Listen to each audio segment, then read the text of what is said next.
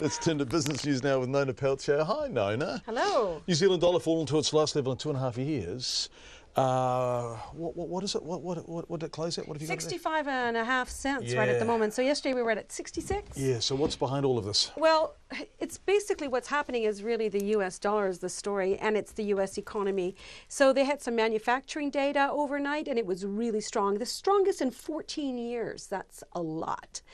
That's a lot of activity going on there. So this is strength in the US rather than weakness in the Kiwi, although low interest rates won't be helping the Kiwi, No, that's right. But also, and that's right, because in the United States, the backdrop against that is rising interest rates. So we're in a situation where our economy would be sluggish. We've seen business confidence surveys indicating things are down. The government's taking that seriously.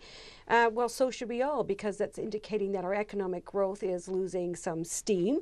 And the U.S. economy, meanwhile, is just moving ahead. Of course, a lot of that has to do with the fact that they are doing a lot of deals on trade, or rather not doing a lot of deals on trade, the tariffs and so on, may see a lot of big companies, multinationals, and, consider when they build their next plant, building it in the United States. And this all is driving up the U.S. economy and could, in the short term at least, make a significant difference to, say, regions outside of the U.S., North America right now. Canada is supposed to start talks again with the United States later today. But, Donald Trump has posted his tweets indicating he doesn't really care which way the wind blows there. No, he doesn't. He's not a fan of NAFTA, is he? Exactly. So yeah. I spoke with Phil Borkin from ANZ. He's a senior strategist there and looks closely at the currency. He says the Kiwi is struggling. We have a little bit of him talking what's going on. What's unusual at the moment is that the US economy is outperforming significantly the rest of the world. If the US economy was strong together with the rest of the world, so it was a good, big positive global growth story, you'd actually typically expect the New Zealand dollar to do well in that environment. New Zealand's quite leveraged into that global story through our commodity exports, etc. But right now, because it's largely the US on its own, the rest of the world is struggling a little bit, and certainly the New Zealand domestic economy's got its own challenges as well. Then that stronger US dollar is actually just boosting the US dollar and what it means for the Fed tightening cycle. So we're actually getting a different impact, and at a time when, businesses are weak, business confidence weak here, you've got dairy prices rolling off, people are debating whether or not the RBNZ is going to be cutting interest rates. The New Zealand dollar is struggling for friends. And that's the ANZ senior strategist, Phil Borkin.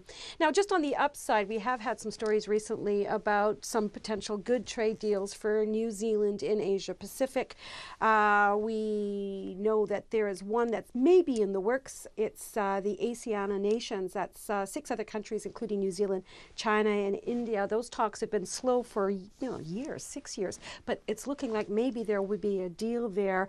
The APEC Secretariat, Alan Bollard, has indicated that may come together. Yes, I was reading an op-ed somewhere, maybe Singapore, that suggests that China's looking more flexible as a result of the gamesmanship it's having with the United States, right? That's so yeah. And also, I was speaking with an expert on China, and he said that the Chinese, unlike our business confidence surveys, which are in the doldrums in China, they are, rocketing ahead. So we've got a very large economy in our region that may very well spell some good news for us. And wants to flex some muscle. Yeah, that's thanks. right. No, okay, other than the dollar at that low rate against the US, yes. what else happened? Well, our market, we fell by more than 2/3% today, down 64 points to 9,228. But of course, that's against the backdrop of trade and some reduced dairy prices today.